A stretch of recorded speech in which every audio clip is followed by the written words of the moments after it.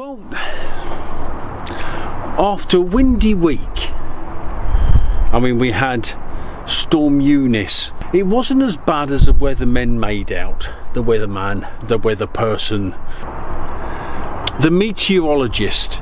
It wasn't as bad as the meteorologists made out. Well, not here, although it was windy, and I missed the wind coming up here last week in the morning, and I missed the wind going back because it wasn't as windy as I thought it might be, so that's a good thing. But for those who have watched my vlogs, vlog number 7, where I was fixing the fence in the back garden, that's still standing. Quite pleased about that, and I did say at the time, whilst I struggled putting it up and whilst I'm not a DIY expert, I did say it will be there and it will be tested this year. So it has been tested and it's not been found wanting. And also the shed roof. I put a new shed roof on. That's still standing too. I'm not the best at DIY, but it does work. So I'm here at the boatyard at the Fit Out pontoon. Roll the VT.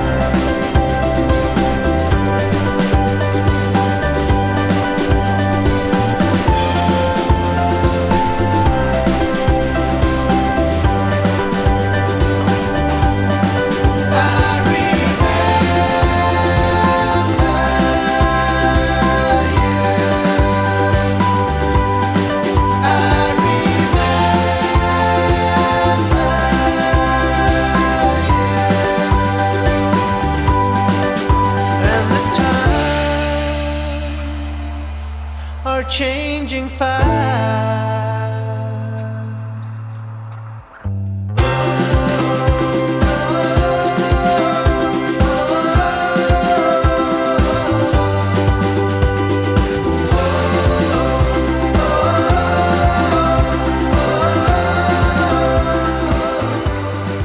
I'm sure the only reason I come here on a Friday is to make them tea.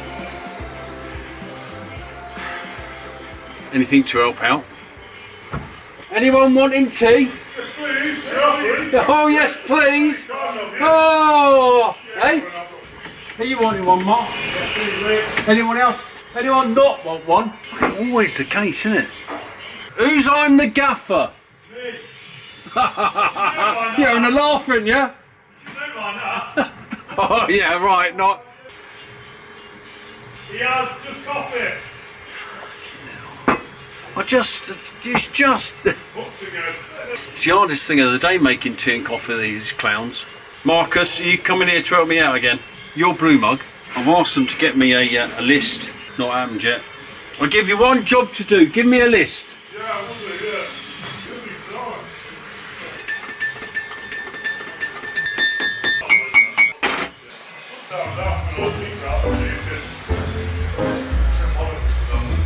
Oh, Chris is bringing your tea up.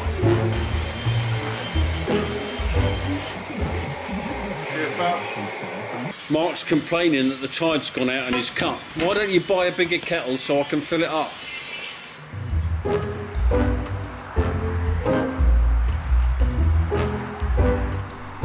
I noticed first thing this morning that it's now light when I got here. Within a week it's almost 20 minutes of light has been saved. And also, the good thing, the nights are getting lighter. That's always a good thing. It means spring is here, the buds are coming out on the trees. The lambs are being born, spring's coming, and it's only February. When is spring supposed to start?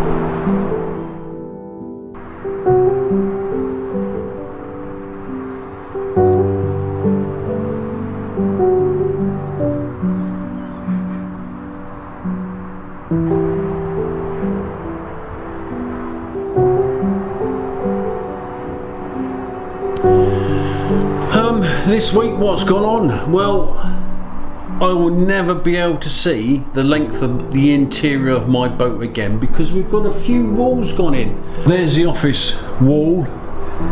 In there is going to be the multi-fuel stove.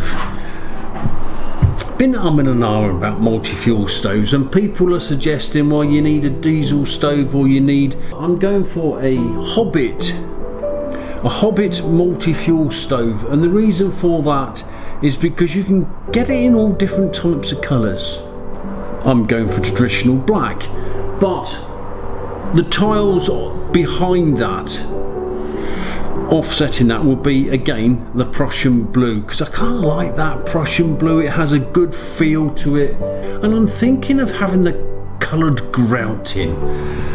I'm not sure what colour yet, but a goldy yellow grouty type stuff, so the blue and the gold, because they are opposites on the colour wheel, it should look fantastic.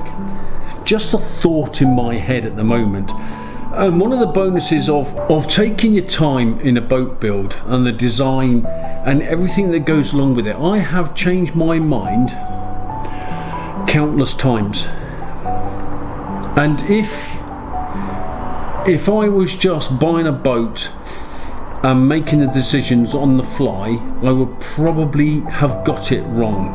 I was going to have a Joshua bow, but then I've changed that. I was going to have wooden doors, well, now they're still framed. So there's so many things that I've kind of wanted and then changed my mind. So the 3 years of in the design phase and saving my money to buy the boat has been a benefit to me, because I have changed my mind so many times. So Hobbit multi-fuel stove in that corner with a blue Prussian backing towards it. The bedroom's almost finished, and I say it's almost finished because, well, all that's got to happen is the lights need to go up, the front of the drawers need to be fitted, and there's a wall cabinet on that side there, and there's a wall cabinet on that side there, and there's an archy type thing, that needs to go over the porthole. They come down to midway of the porthole according to the plan.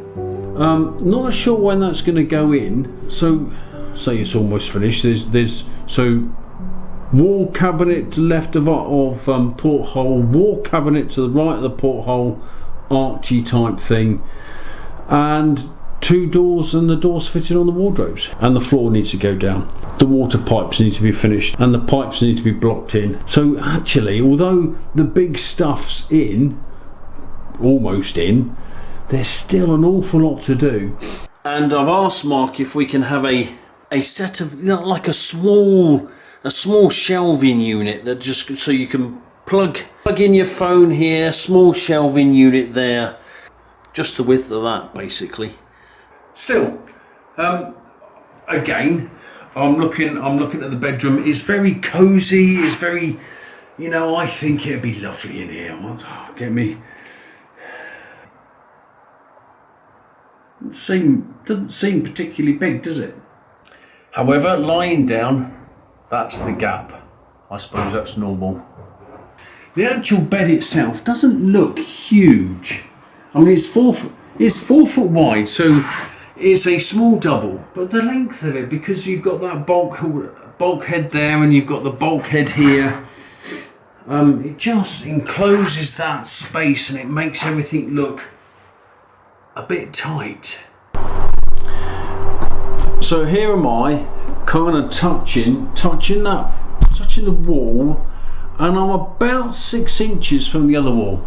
I'm not sure of the length of the shower room I can find now because it's on the drawings. In fact, let's do that. So the shower, 1, 2, 3, 4, 5. The shower's 7 foot, and I'm not drawing there. I mean, people will say, oh, that doesn't look too big at all. To me, that looks bigger than what it actually is. So I am now stood in the shower cubicle. In fact, it comes out to about here.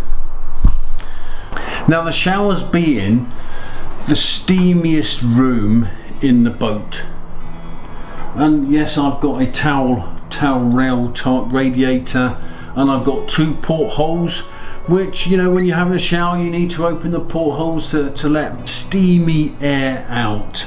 Condensation's something that I gave a lot of consideration to. Having the shower room next to the bedroom, and you only need a little bit of the door of the shower room opened, and the steam will filter its way into this room, into the bedroom, because the bedroom, I like sleeping in a cold room. The bedroom is going to be the coldest room on the boat. So if you have a shower before you go to bed, the steam will come in here and it will start to settle, and you get condensation because warm air mixes with cold air on something cold and creates that condensation. There's 2 portholes here, and if the portholes are open, okay, the condensation will go out. But if the portholes are closed, particularly in the winter months, condensation will form. I was thinking about this, about double glazing, and I think double glazing is a fantastic idea. Stops the ambient noise from outside, the room quieter inside, it stops the cold coming in, and it stops the warm going out. And I also think double glazing is a great idea on a wider beam boat. Now on a narrow boat, now there's people that will swear by double glazed windows. I'm not so sure on that. On a boat that's made of steel, that is very small confined spaces, you need to get rid of the condensation, and it will form where it's coldest on the boat.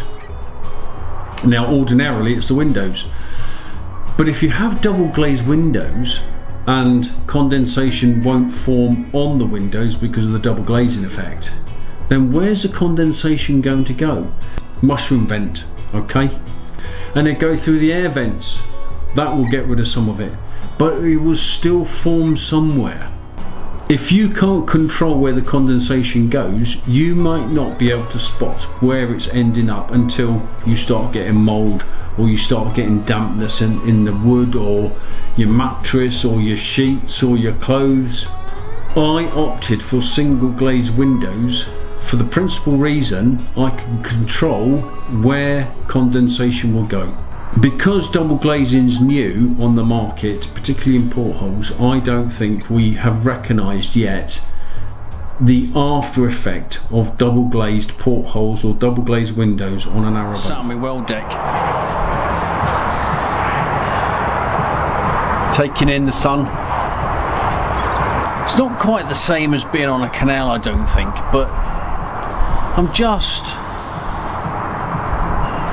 getting the feel for the boat. I'm just imagining myself sat on my well deck, sun beating down, peace and quiet. Well, it's not quite like that here, but you know, that's what will happen, no doubt. And I'm just great. Just loving it. I've booked myself one of those helmsman courses. And that's early May, so the boat should be ready May-ish time, but you know, 3rd and 4th of May, that will be the first time I would have ever been on a moving narrowboat, and I'm really looking forward to it, learning a little bit about the engine, bit of servicing here and there, learning about the ropes, learning about the steering of the boat. Great.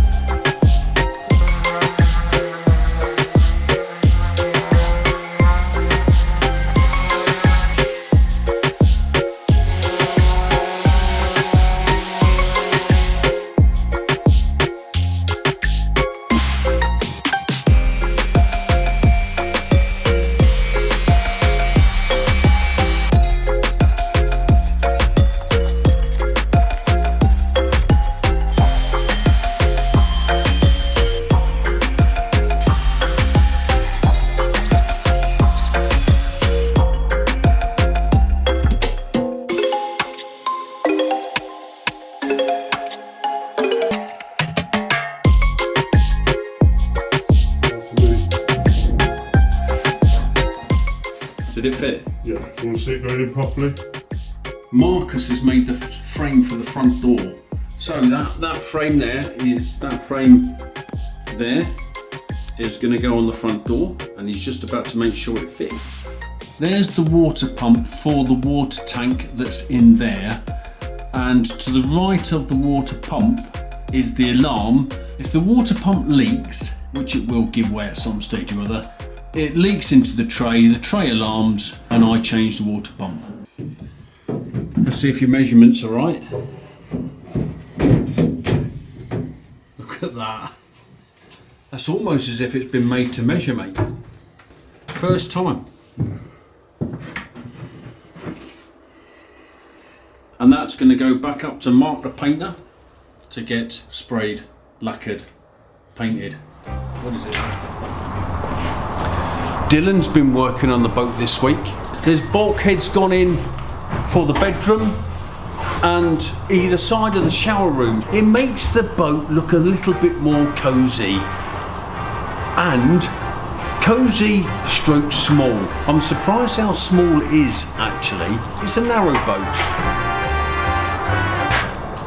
It's about managing expectations. It's only 6'10" wide end to end and about 6 foot interior space. It is a small living space, but it's a living space that has been well designed, well thought out and well built. Marcus has made a lot of the doors. That Schaefer, is it Schaefer kind of panelling that's gone on? They're all handmade. Mark the painter has put 5 layers of lacquer on all of the doors, so they look nice and smooth, and they're smooth to touch and they look fantastic. Side hatches. The side hatches have been made, and thanks for watching, thanks for subscribing, thanks for liking, and I'll see you next week.